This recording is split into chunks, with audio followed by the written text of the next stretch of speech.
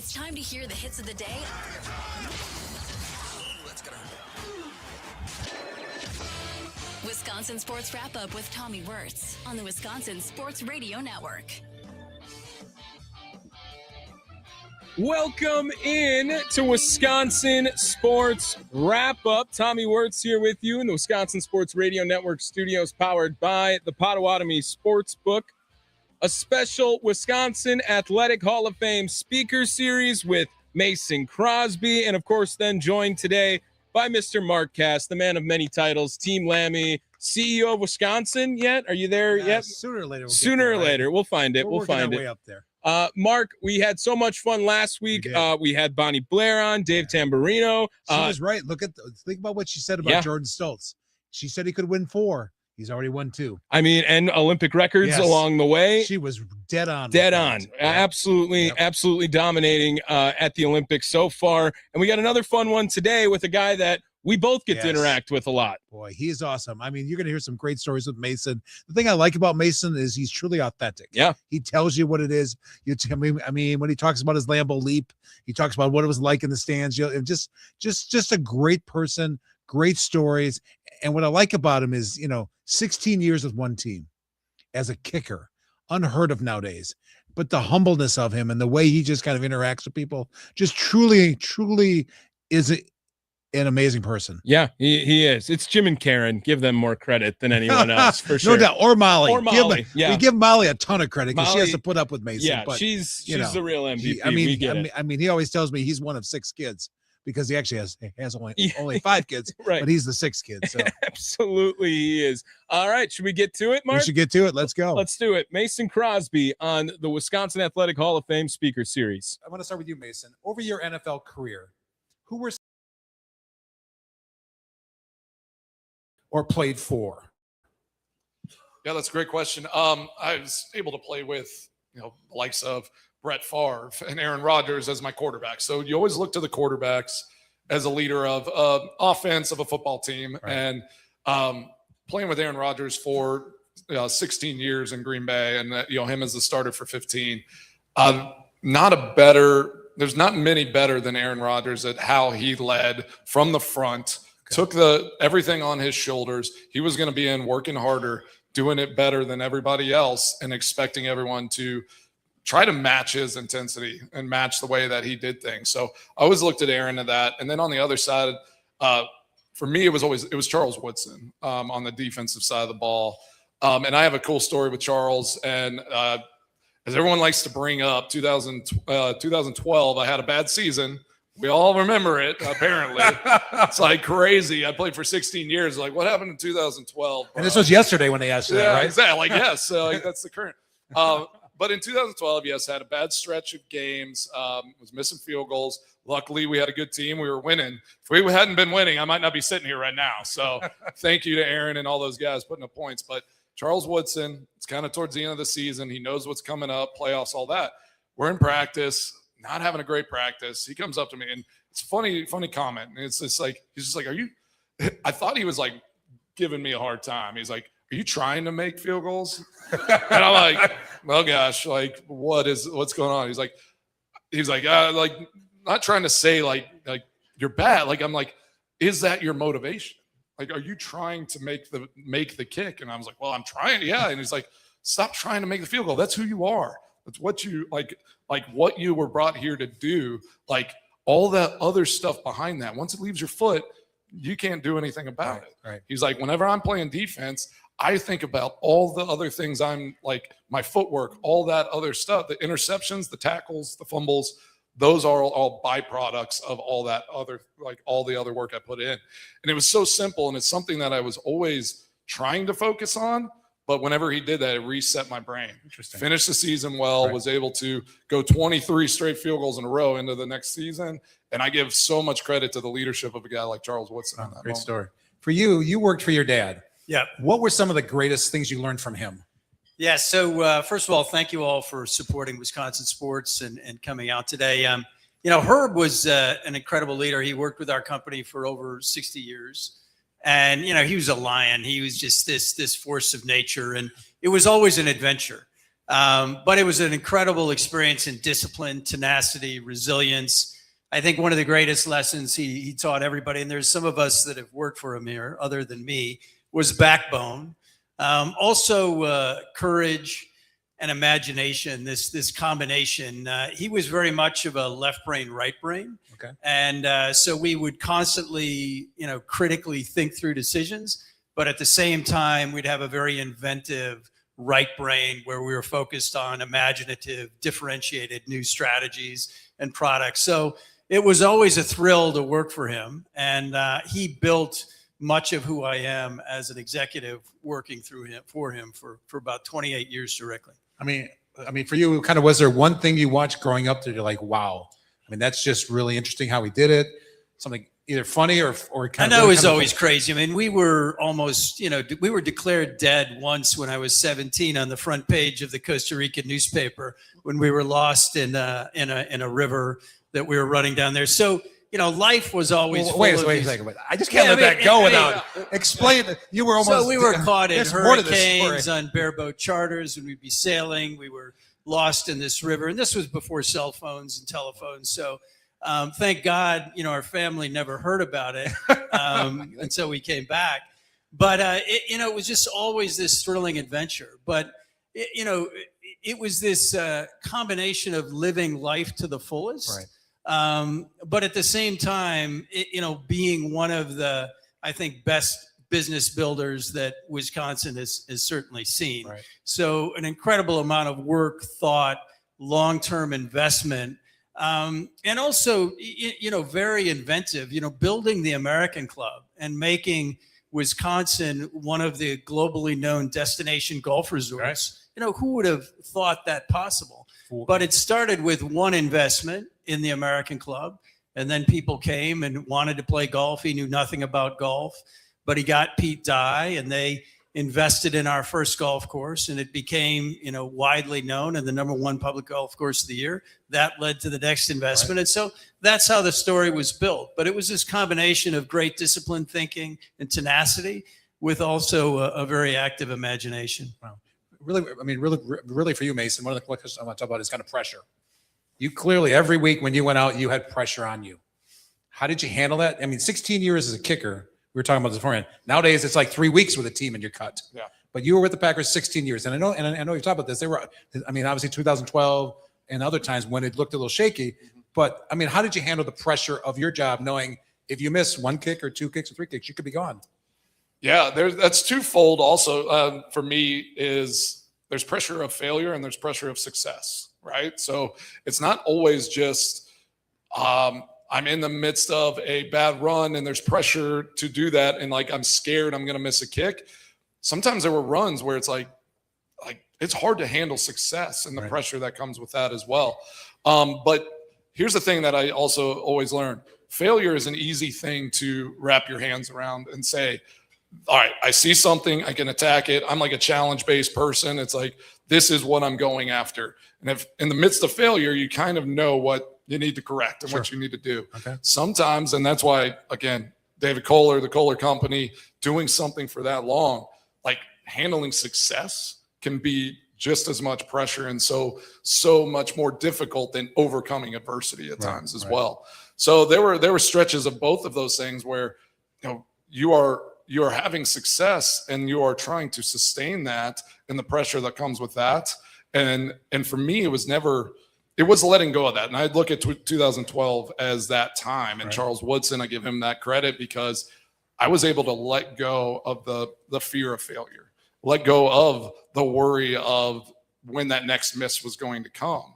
And again, like I said, it was 23 field goals later and I had that miss. And then it just reset in my mind. I went on to the next one because there was a mindset of lack of fear.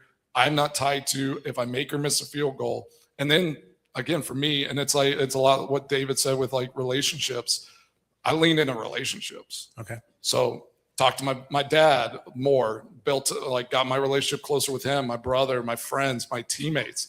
I was closer with my teammates in 2012 than probably any other season in the midst of some of those trying times. Because I was like, if this is ending, I better be a good person. I better have relationships. Better have friends when you all leave. of these things. but it put it all of it into perspective. Right. So for me, the pressure of all that, it's funny too, is I don't know if it was innately born this way. I have something wrong with my brain, but when I get on that football field and I knew I had put the effort and the energy and the work in, the pressure went away. Like I didn't feel pressure on the field. I felt an energy, I felt an excitement, but I let all of y'all feel all that, like all the pressure, all the worry, like my wife, my kids, like I let my parents worry about all that stuff. And I tell my kids that all the time, and I'll end with this. And anytime I get to talk in front of young people, I'm like, if you are prepared, if you've put in the work and the time and the energy, you will never feel pressure. You can go out, you might fail, you might have mistakes, things might happen. But when you go to face that, if you have done the work and put in the time and the energy, you will not ever fail, and you won't feel the pressure in that moment. My kids don't listen to me in their schoolwork all the time.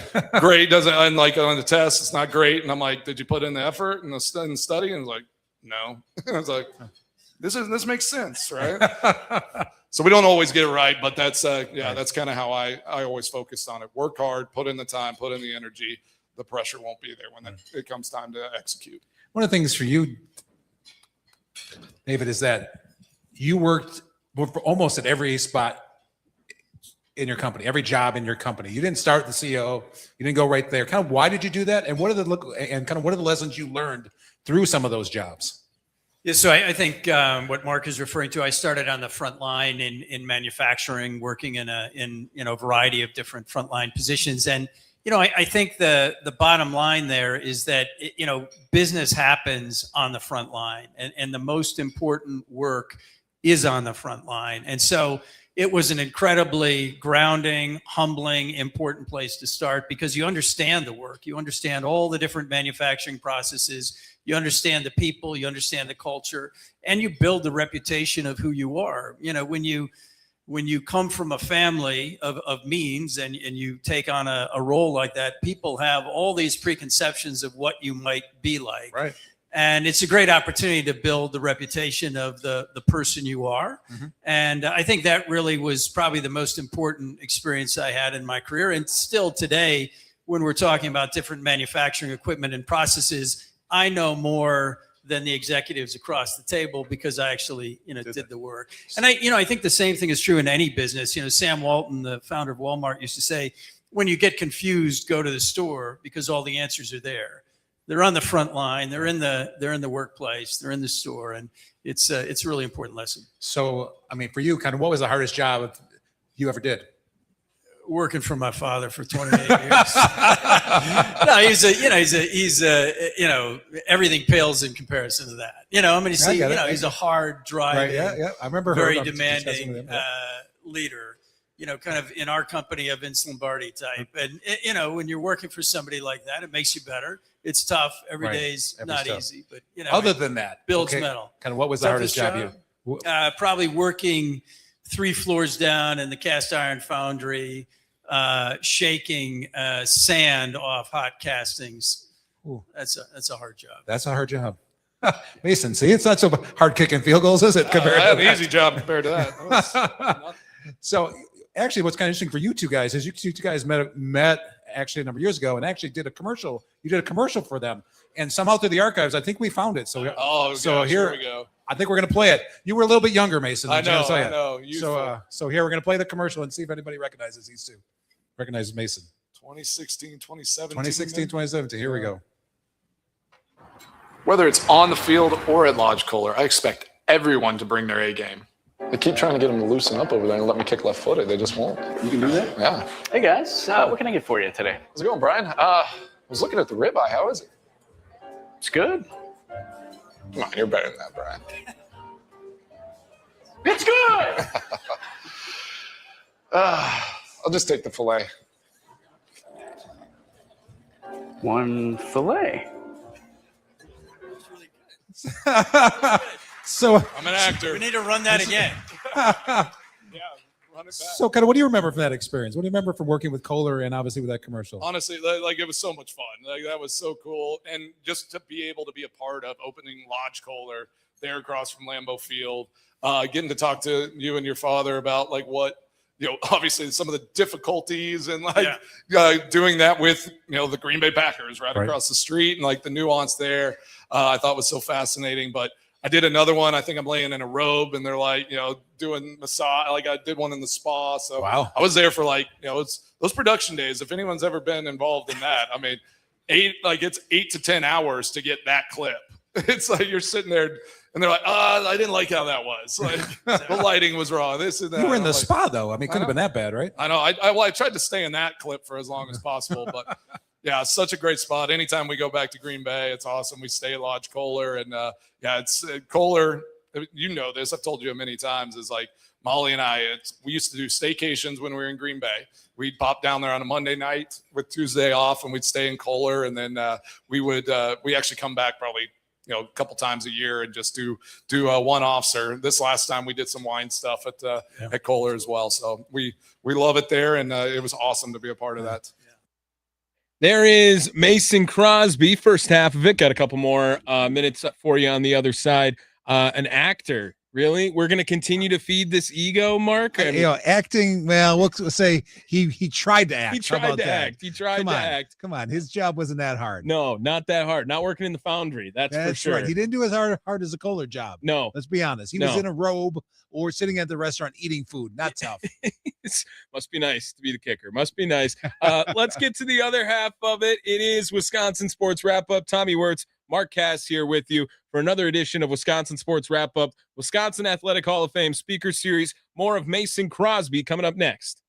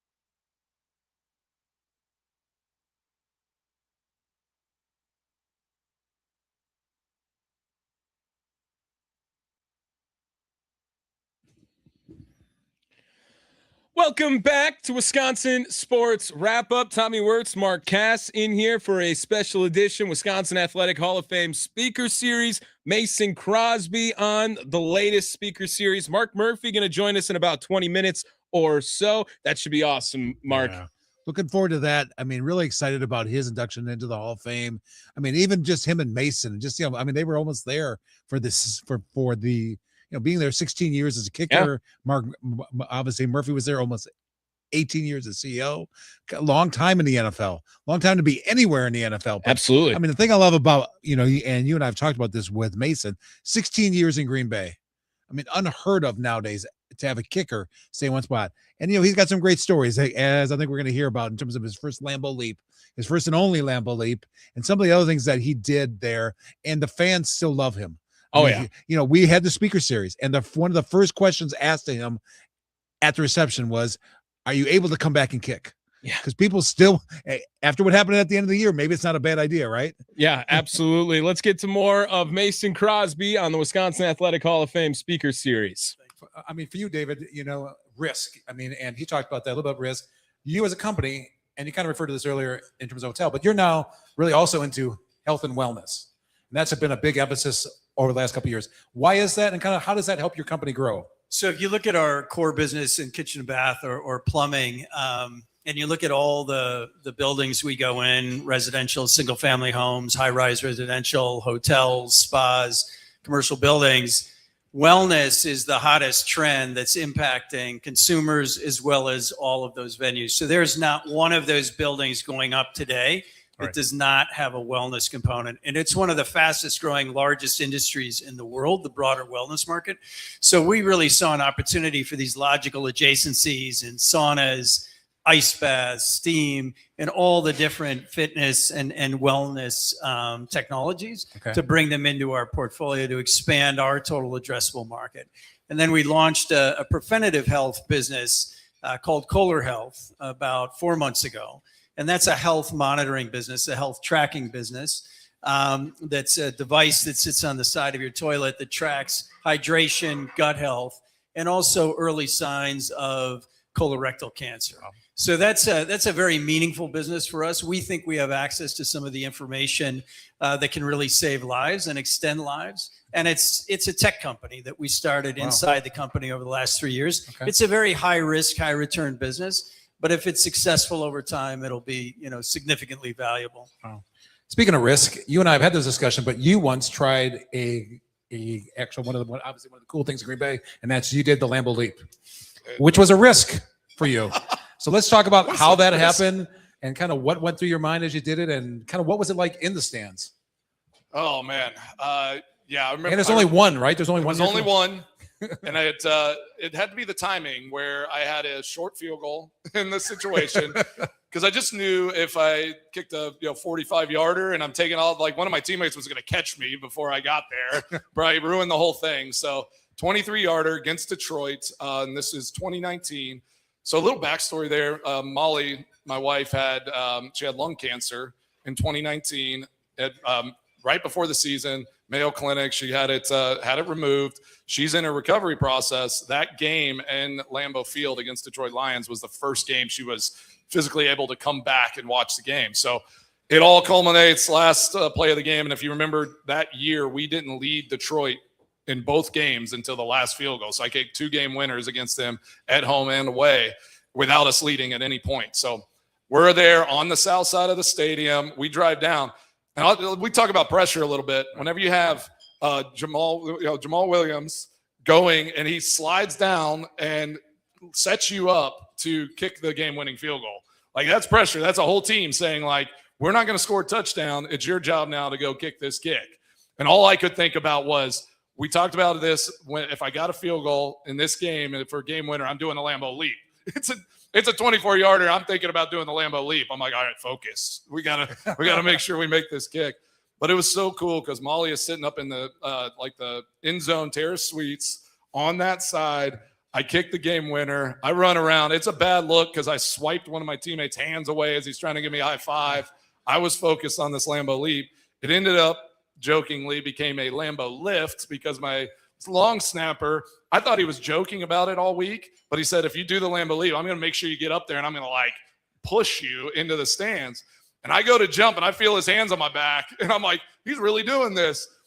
I mean, I am grateful because I got up there pretty easy, but he definitely, helped me in that. And then you get in those stands. And if any of y'all ever been in that area where someone Lambeau leaps, y'all are jerks. I was like, this should be a good moment. And I was getting beat up. I was like, you can see the picture. I look happy, but I'm literally like begging my teammates to pull me out of the stands because I'm getting hit in the helmet. People are grabbing places they shouldn't be grabbing. It was. Did they spill something on you? Maybe I got spilled. Yeah, it was a fun experience. But I am kind of glad I just did it once. Really, I actually, have a cool picture though. Actually, no matter what happens, you weren't going to do it again, were you? I wasn't going back up. I wanted to ask you, talk about some of the leadership lessons you try to give to the people that work for you. So the kind of your reports, what do you try to show them through either through words or through your actions? Yeah, I think, in terms of what I look for, the type of leaders we have, the first element is really character and integrity and being a great human being. The next expectation is being all in, really fully committed. Are you fully committed all into the team? And we've had, people that have come in that really weren't and weren't fitting that description. And the third is really about their domain expertise, their technical skills, their experience in that particular area. But we want everybody to be a strong business leader on the team and contributor. We feel strongly in having an organization that has high connection and care, but at the same time, high challenge. We want a very candid, open, challenging environment. We don't think you're going to build a championship team unless everybody's really challenging each other to be better and focused on really elevating the team together. So are you making your team better every day through your contribution? And that's a really important aspect of who we are as a business. For you, Mason, longevity. We talked earlier about 16 years with the Packers. Rare. How did that happen? Were there times when you thought you would leave Green Bay, and then kind of why did you stay? And kind of what does it mean to you now, kind of looking at it, being there 16 years? Yeah. Gosh. So we had 5 kids in Green Bay, and whenever I went to Green Bay, if you had asked me that, I would have laughed in your face, right? Like, there's no way you can stay one place for that long and have all the this family and grow this. But I get to Green Bay, and then I just realized this is literally it's home. It's the people. It's the type of organization, the team, the teammates and the teams that were being built. Just like you're saying, like championship team. We win a Super Bowl. 2010, and my contract's up. We go in the lockout.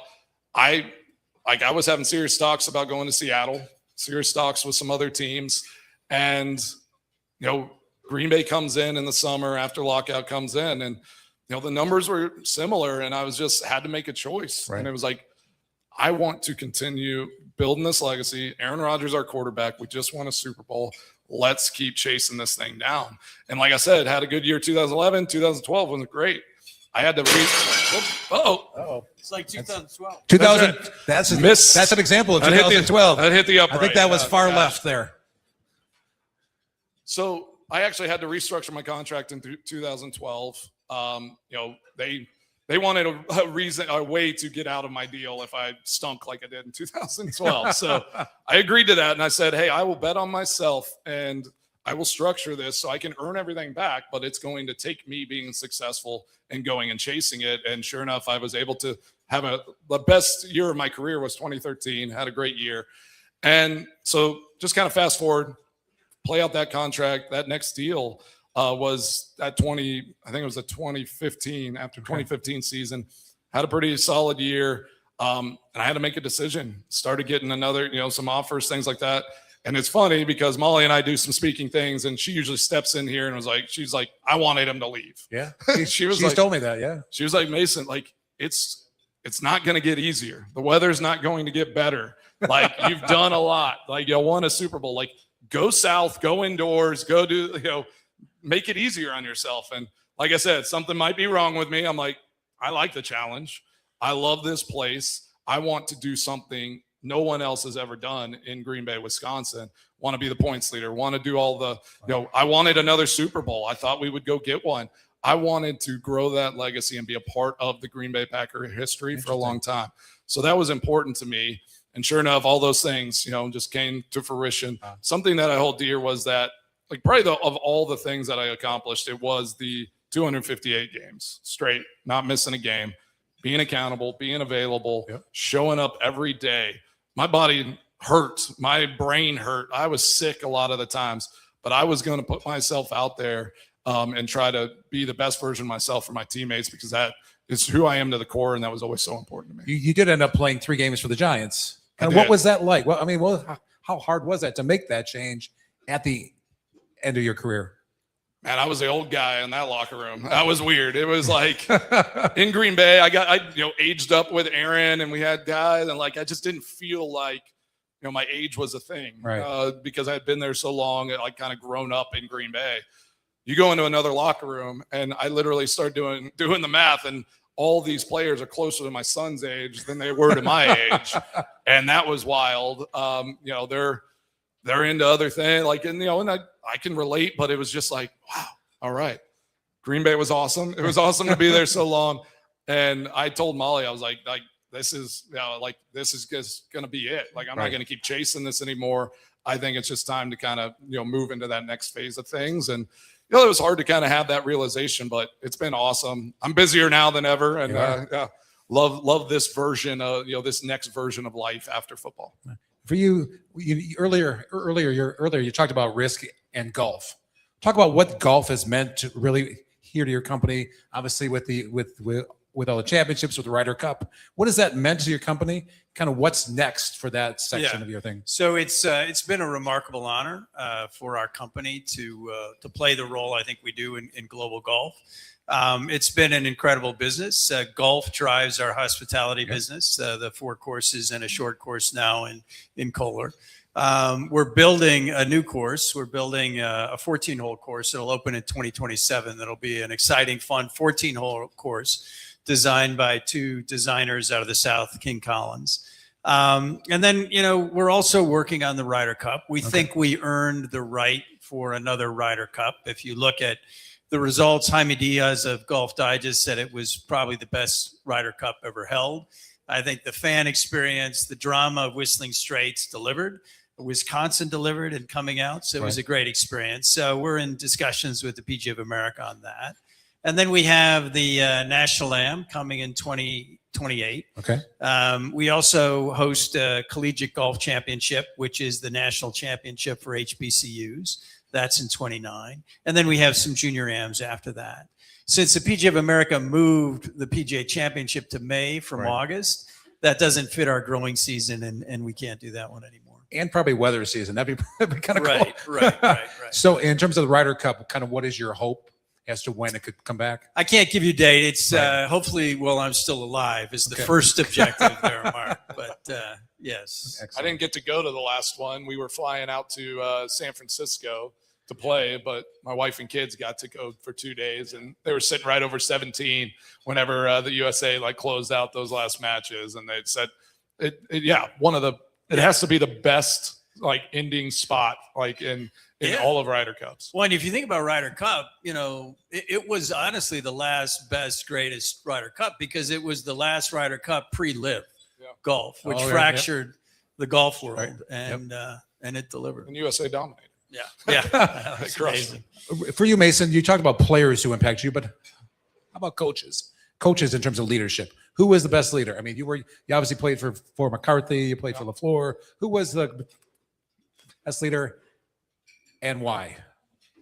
Yeah, that's a great question. I had a lot of special teams coaches through my time, and there were a lot that I really respected and loved in that personal position space. I got in right when I got in. Mike Stock was the special teams coach, and he was so fascinating. His leadership style was yelling in your face, calling you names, all those things.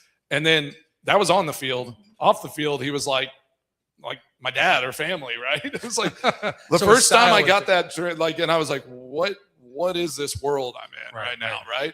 But I respected him so much because he shot you straight. He was going to be a person that he stood by his word. And then off the field, after the demand of our strenuous job was over, he's going to put his arm around you and take you, and take you to dinner or take you to get a drink. And I just that was my first step into, this is a business. Like, the demand is in the NFL is different than it is anywhere else. We're trying to get a product out on the field, and there's no messing around whenever it comes to what that needs to look like on the field.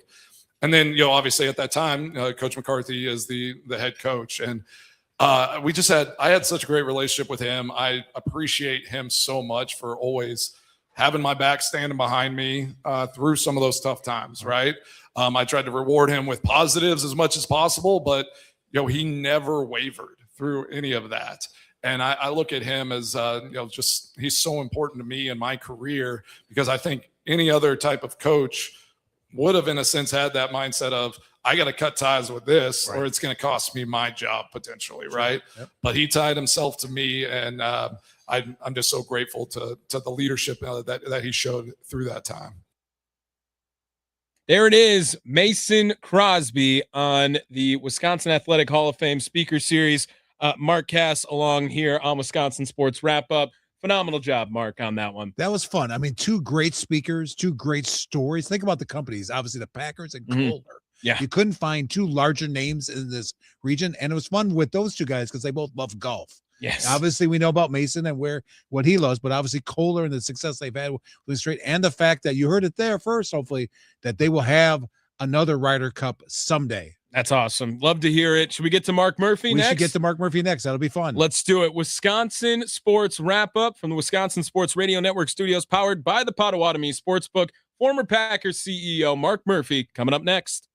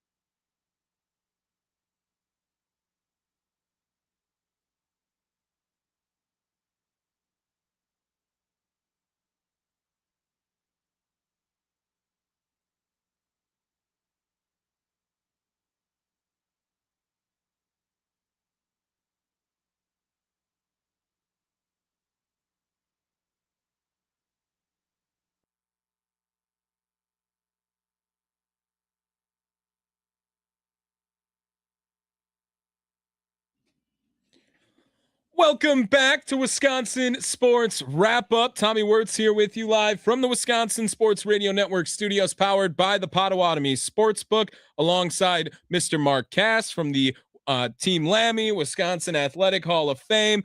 Just wrapped up with the Wisconsin Athletic Hall of Fame Speaker Series. Mason Crosby, the latest guest. I don't know how many people could overshadow Mr. Mason Crosby, Mark, but we got a pretty special one coming up here next. Special guest. There's no doubt about it. Joining us now on the guest hotline, powered by Gruber Law, one call, that's all. Former Packers CEO, recently retired and probably better golfer because of that, and the newest member of the Wisconsin Athletic Hall of Fame. It is Mr. Mark Murphy. How are we doing today, Mark? I'm doing great. Yeah. Thank you very true? much. I appreciate Is it true? Better golfer now?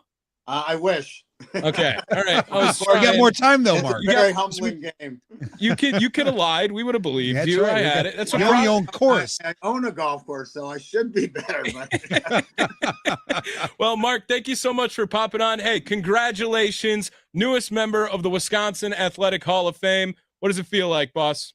well, I tell you, it's such a tremendous honor. The Packers organization is really unparalleled in all of professional sports, and to be in a Hall of Fame with the kind of people, not just the Packers, the entire state of Wisconsin, and the athletics here means so much, and it really very humbling, and really, really excited about.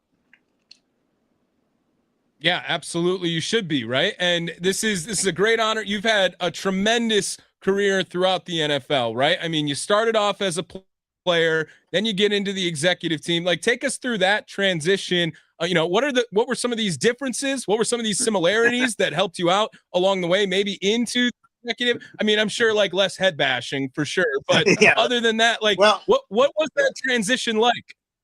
Well, there was quite a few years there between when I was a player, my career ended. I got cut the day I turned 30. So I remember that vividly. And then obviously, I came back.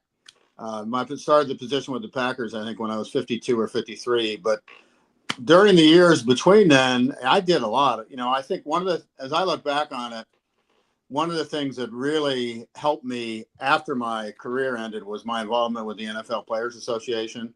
I was a Redskins player rep. I ended up being vice president of the union, worked really closely with people like Ed Garvey and Gene Upshaw, and then worked for the NFL Players Association. And, I ended up going to law school at Georgetown after my career ended with the Redskins, and ended up as a trial attorney with the Justice Department. Was really enjoying my work with the Justice Department. But I did miss my involvement in athletics, and when the opportunity to become the athletic director at Colgate, my alma mater, that really kind of changed my direction of my career. And I had 12 years at Colgate as athletic director, and then 5 years at Northwestern, and and then the opportunity with the Packers, came about 18 years ago, and it was such a great organization that it was something that I just couldn't turn down, and was really excited. And the 18 years flew by. I have to admit that.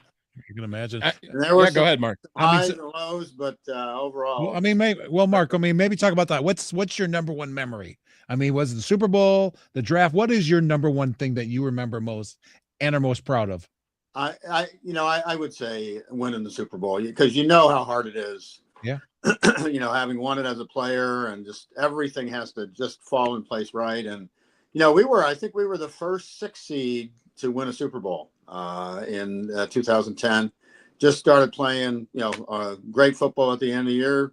Didn't know if we'd make the playoffs. I think we had to win out, I think 3 games, and went into the playoffs really playing well. And of course, Aaron Rodgers was lights out. He was just playing at a great level, and obviously continued that many years into the future.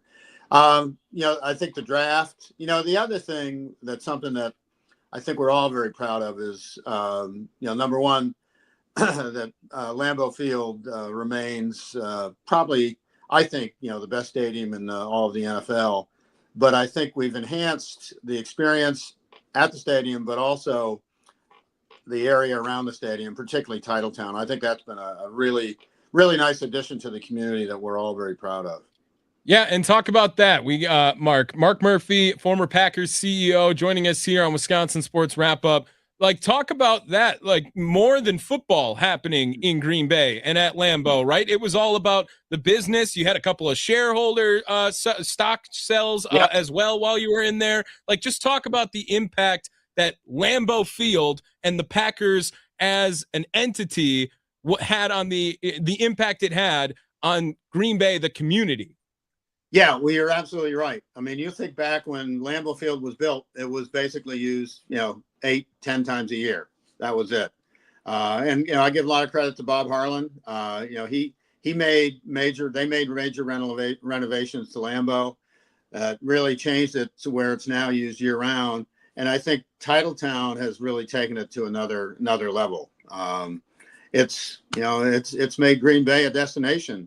People want to come here, not just during the season, not just to go to games, but year round. And obviously with the Hall of Fame now, and there's so many other things that people can do. And, one of the things early on in my tenure with the Packers, we knew that land around Lambeau Field was very valuable. And so we started purchasing land without a specific idea of what we would do with it, but knowing that, it could eventually be something that's very valuable. We looked at, what a lot of other teams in not only the NFL, but in other sports leagues had done around their arenas and their stadiums. I remember we took a long trip to New England, to Foxborough, to see Patriot Place. And we really liked it. But, I think for the Packers, Patriot Place was kind of like a big mall next to the stadium. We wanted something more connected to the football. And, and they actually had a really nice skating rink. So that was something that we took with us. And we added the tubing hill. So the other thing, most developers would not put a full 100-yard football field in the middle of their development. But with Titletown, we thought, we're a football team first. So we put the football field in Titletown, and it's tremendous. It's worked great. I mean, it's just, day in and day out, just to see all kinds of kids out playing football. And we have footballs there, and there's pickup games and flag football games and all different things going on. And so it's been great to see how the community has embraced Titletown. Well, Mark, thank you so much for popping on, giving us a few minutes here. Congratulations again, very well deserved, and your induction into the Wisconsin Athletic Hall of Fame. It's going to be awesome. The ceremony is great. Just let Crosby know if he shows up. Like you're following him. You got him now. You can make a field goal though. It's still probably right, Mark. We can have a field goal contest. If we did the college extra points, you're going toe for toe with him. Yeah, I haven't kicked a football in a long time. Even when I was Neither has Mason, so it's okay. Well, All right, Mark. Thank you. Mark, thank you so much. Have a good one, man. There he is, Mark Murphy, joining us here on Wisconsin Sports Wrap Up on the guest hotline, powered by Gruber Law. One call. That's all. I mean, awesome to have him be a part of the Wisconsin Athletic Hall of Fame now, Mark. I mean, really a no-brainer for us. I mean, as an organization, somebody tremendous impact. I mean, he didn't really talk much about the draft, but think about what the draft did for the region, for the state, in terms of economic impact. That was really, he drove that whole thing. And I just think the fact that, he also went through the Brett Favre and the Aaron Rodgers transitions. Think about that. So just really a cool individual, someone who made a difference. But again, the thing he didn't say to you, but it was interesting, he won a Super Bowl as a player and as a CEO, the only one we know of in the entire NFL. Yeah. Storied career, 18 years, doing his thing for the best organization in all of football. No doubt right? about it. Yep. Very nice. Mark, thank you so much for popping on again, man. Always good to be here. This was fun. Always good. It is Wisconsin Sports Wrap Up. Tommy Wirtz here with you. Mark Cass joining us for a special Wisconsin Athletic Hall of Fame speaker series. Mark Murphy, it'll all be up on the podcast page, Wisconsin Sports Wrap Up. Thank you guys so much for tuning in for another special speaker series. We'll do it again tomorrow, Wisconsin.